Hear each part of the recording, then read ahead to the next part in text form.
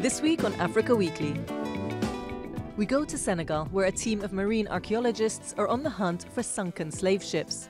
We meet the South African rhino breeder preparing for the country's first online horn auction. And we travel to Madagascar, where the sudden rise in vanilla prices is threatening to fuel crime and slash quality. But first, a summary of the stories that made the headlines this week. Mass burials took place in Freetown on Thursday as victims of a devastating mudslide that killed over 400 people were laid to rest. The government of President Ernest Bai Koroma, who attended the ceremony to pay his respects, is under pressure after being criticised for failing to do more to tackle illegal construction in the overcrowded capital. Freetown is subject to flooding every year, but when the rain struck on Monday, the partial collapse of a hillside caused a mudslide, engulfing homes and wreaking destruction. Over 600 people are still missing, and thousands have been left homeless by the tragedy that a local environment group has called a wake-up call, claiming that deforestation, a lack of urban planning, and vulnerability to climate change had all played a part. 41 people were killed and scores more injured in a train crash outside the Mediterranean city of Alexandria on Friday, as two trains collided. Transport Ministry officials said that the accident was probably caused by a malfunction in one train that brought it to a halt before the other train crashed into it. The head of Egypt's railway authority has resigned following the incident, and prosecutors have ordered the detention of 4 people, including the drivers of the 2 trains. 28 people were killed and 82 wounded after 3 women suicide bombers blew themselves up at the entrance to a camp for displaced people in northeast Nigeria on Tuesday. The attack, the latest in a string of assaults in the troubled region, took place in the town of Mandarari, 25 kilometers from Maiduguri, the capital of Borno State. Northeast Nigeria is a hotbed of activity by the Boko Haram jihadist group, which has killed about 20,000 people since it launched an insurgency in 2009. 18 people, including at least 8 foreigners, were shot dead on Sunday at a Turkish restaurant in Ouagadougou. No one has claimed responsibility for the assault, which took place near a hotel and cafe where 30 people were killed in January 2016. The following day, gunmen attacked 2 United Nations bases in Mali, leaving 9 people dead.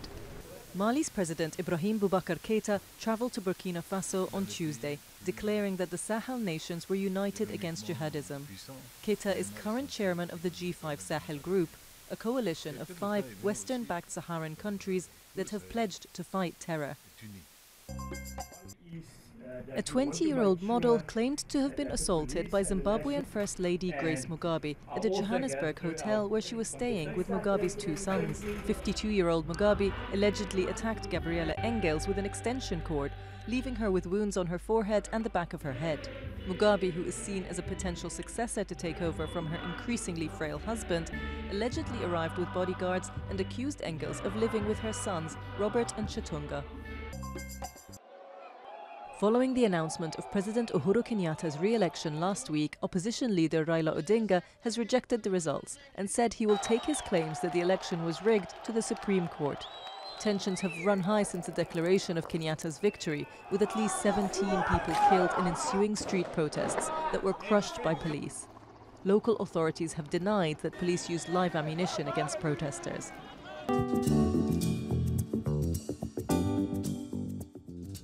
On this beach in Senegal, a team of marine archaeologists is preparing for a day of underwater detective work.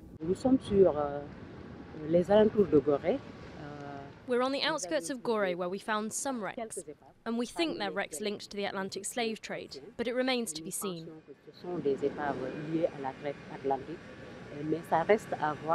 Gorée Island was one of the largest slave trading centres on the African coast between the 15th and 19th centuries. These archaeologists are scouring the seabed in the hope of locating the remains of ships once packed with slaves. Today, we're in a position where we can bring new life to this scientific research.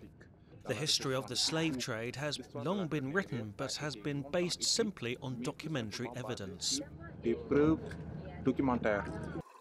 An estimated 1,000 slave ships are believed to dot the seabed between Africa and the Americas, but they're surprisingly hard to find. Only the traces of a single ship which sank carrying slaves has been identified so far off the coast of South Africa. Archaeologist Ibrahima Thor says it's his mission to find more, to heal the wounds that slavery left on the continent. History can be therapeutical, it can have that healing aspect of it. And once we do that, it's going to be painful to play it out there. But I think that's the best way to move on. Thor and his team hope to locate 3 slave ships which disappeared off Gorée Island in the 18th century, providing crucial clues of how enslaved Africans were carried across the Atlantic in this harrowing chapter of history.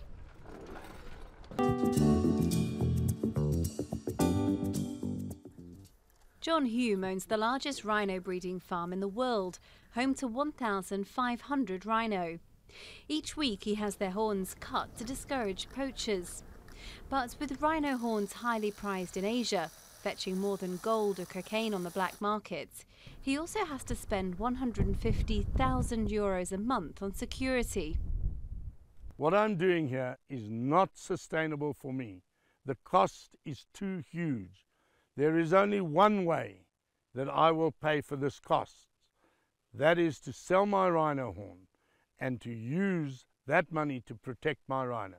So to me, the people who are stopping me from selling my rhino horn and protecting my rhino may as well be joined with the poachers, because they will kill my rhino. John Hume won a series of court battles earlier this year to overturn the 8-year ban on the domestic sale of rhino horns. He's now launched a website to hold a 3-day auction of horns, which bidders can access in Chinese and Vietnamese. They'll be required to hold permits issued by the South African government before any transaction occurs. But the auction has raised concerns that it could boost the black market and undermine a 4-decade-old international ban on rhino trading. John Hume's agenda is about profit, and he's exacerbated the loopholes that we have in our law to trade and farm in rhinos. Our rhinos should be protected rather than farmed, commodified and, traded. It's absolutely outrageous. South Africa is home to around 20,000 rhino, some 80% of the worldwide population. But the species is in danger of disappearing, with more than 1,000 rhino killed in the country every year.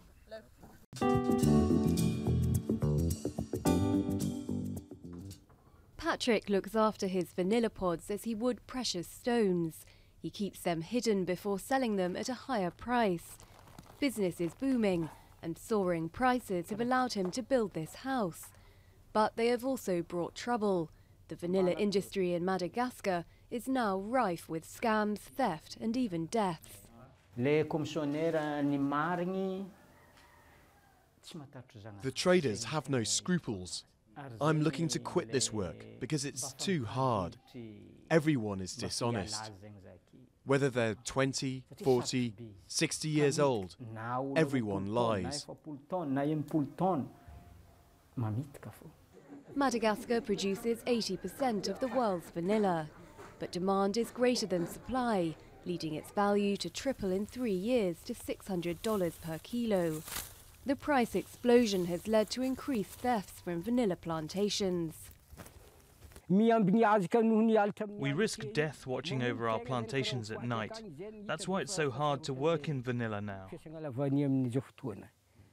Madagascar's bourbon vanilla is a product of generations of expertise and has been considered the best in the world.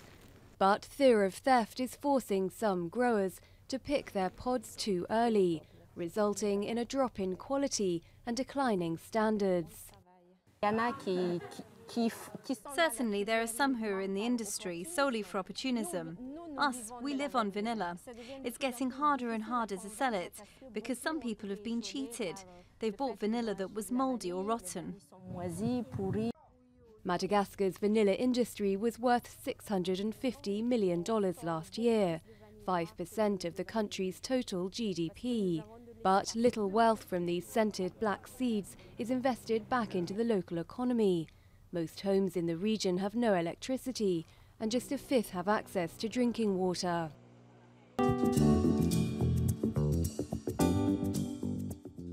Next week, we meet the Zimbabwean farmers who fled Mugabe's regime to make a grueling but rewarding career move to Nigeria.